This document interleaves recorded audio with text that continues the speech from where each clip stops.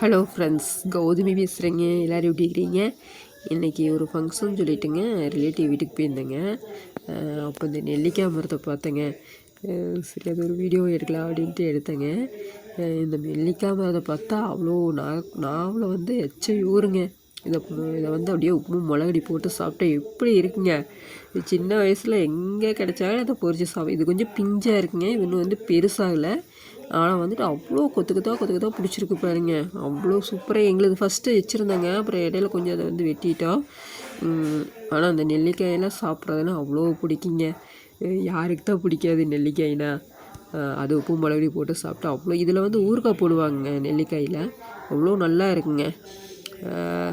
இந்த மாதிரி சின்ன வயசில் ஸ்கூல்லையெல்லாம் வந்து இந்த நெல்லிக்காயெல்லாம் வாங்கி சாப்பிட்ட ஒரு ஞாபகங்க.